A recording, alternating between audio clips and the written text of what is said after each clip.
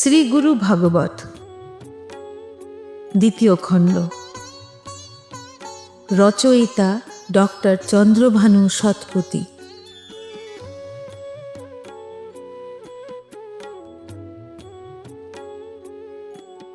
এই পর্বে আমরা আলোচনা করব বয়স এবং আধ্যাত্মিকতা। বিশ্বের সদ্গুরুর প্রতি এবং যাহারা জ্ঞান প্রদানে প্রকৃত অর্থে সহায়ক ভূমিকা পালন করে চলেছেন তাহাদের উদ্দেশ্যে আমাদের প্রণতি।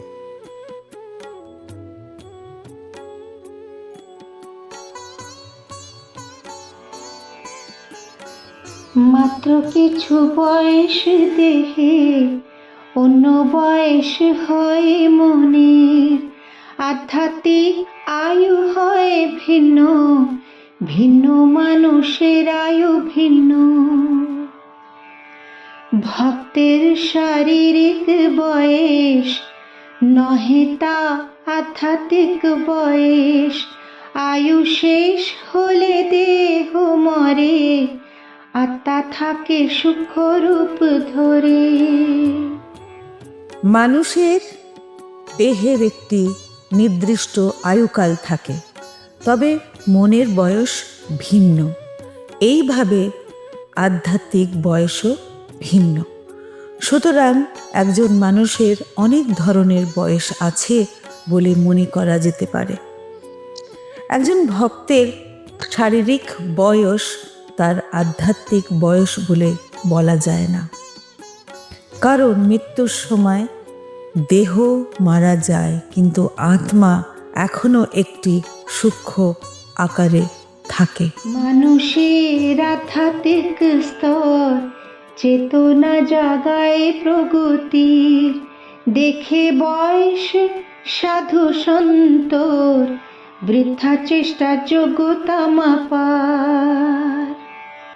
গুরু প্রথা মাঝে গুরু শ্রেষ্ঠ, বয় কনিষ্ঠ অথবা জ্যেষ্ঠ, গুরুর বয়স নাহি দেখো, তার দিব্য ভাব মনে রেখো। একজন মানুষের আধ্যাত্মিক স্তর বা বয়স তার আধ্যাত্মিক বিবর্তনের স্তর নির্দেশিত করে। কেবল শারীরিক বয়স বিবেচনা করে একজন গুরুর আধ্যাত্মিক স্তর পরিমাপ করা নিরর্থক। গুরুদের ঐতিহ্যে শ্রী গুরু তাঁর ভক্তদের তুলনায় শারীরিক বয়সে ছোট বা বড় কিনা তার নির্বিশেষে উচ্চতর আধ্যাত্মিক পদে অধিষ্ঠিত। অতএব শ্রীগুরুর বয়সের দিকে না তাকিয়ে তাঁর দেবত্বের দিকে নজর দেওয়া উচিত। বালক গুরু বৃদ্ধ ভক্ত, কারণ অনেক প্রারব্ধর, আয়ুর মান দত্তা অনুসারে শ্রী গুরু চেনা কেমন করে। কখনো কখনো কর্মের প্রভাবের কারণে একজন বৃদ্ধ ভক্ত একটি শিশুকে তার গুরু হিসেবে পেয়ে থাকেন।